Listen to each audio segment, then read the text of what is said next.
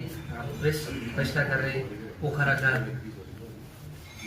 Registrar दिदी विमला दिदी, त्यसै गरी विशिष्ट अतिथि गण्डकी पत्रकार महासंघ गण्डकी प्रदेशका उपाध्यक्ष प्रकाश पौडेल सर, पत्रकार महासंघ म्याग्दी शाखाका संस्थापक अध्यक्ष घनश्याम सर, बेनी नगरपालिका प्रमुख प्रशासक अतिथि अर्जुन सर, म्याग्दी उद्योग वाणिज्य सङ्घ अध्यक्ष सुमित राई, त्यसै गरी जिल्ला हुँदा कार्यालय म्याग्दीका प्रमुख रमेश सर र उपस्थित सम्पूर्ण पत्रकार र प्रेस कार्यालयबाट पाल्नुभएका सर र हामी धेरै कुराहरू अगाडि मन्तव्य क्रममा पत्रकार महासंघ म्याग्दी शाखाले गरिरहेका गतिविधि बारे उपाध्यक्षले जानकारी गराइसक्नु भएको छ।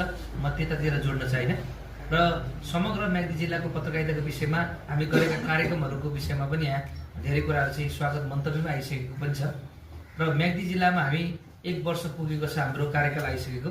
1 वर्षको दौरानमा हामीले म्याग्दी जिल्लाको पत्रकारहरूको क्षमता विकास, पत्रकारको रूपमै दिदीले हुनुभएको हुनाले दिदीलाई चाहिँ हाम्रो अनुरोध कम्तीमा पनि हजुर मार्फत चाहिँ यो बुटोलको के बुटोल टुडे के समथिङ भन्नेले चाहिँ एकदम यहाँको चाहिँ प्रकाशनै नहुने बिकि कम्तीमा नि त्यो सूचनाहरू त सम्बन्धित व्यक्तिले सूचना हेरेर त्यही अनुसारले एप्लाई गर्न सक्ने वातावरण बनिरहेको छैन कि आफ्नो सीमित पत्रिका निकालेर त्यो चाहिँ सरकारी बजेटलाई चाहिँ दुरुपयोग गर्ने काम भइरहेको छ।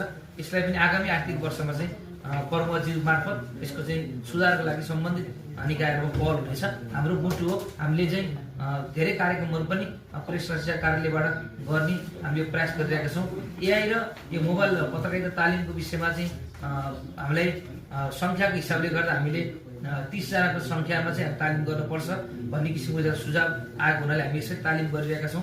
त्यस कारणले गर्दा विशिष्ट अतिथिले उठाउनु भएको कुरा चाहिँ के हो भने सिक्दै गरेको र पत्रकारितामा लागिरहेको पत्रकारलाई एकै ठाउँमा राखेर तालिम दिँदै गर्दाखेरि थोरै अप्ठ्यारो हुन्छ, सिकाइमा पनि असर गर्छ। हामी त्यसलाई चाहिँ आत्मसात गरेका छौँ र हामी प्रमुख अतिथि मार्फत फेरि यस्ता तालिमहरू विशेष गरी म्याग्दी जिल्लामा क्रियाशील लामो समय पत्रकारिता गरिराख्नुभएका अग्रज दाइहरू हुनुहुन्छ, हामी सहकर्मी साथीहरू छौँ।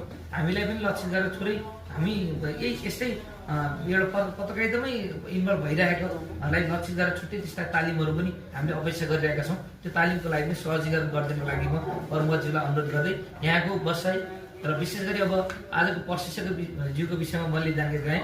पत्रकारिता सुरु गर्दा जीवन भण्डारी सरको हामी समाचारहरू सुन्थ्यौँ। हामीले पनि जीवन भण्डारी सरले काम गर्ने मिडियामै काम गरेर पनि पत्रकारिता सिक्दै आएको।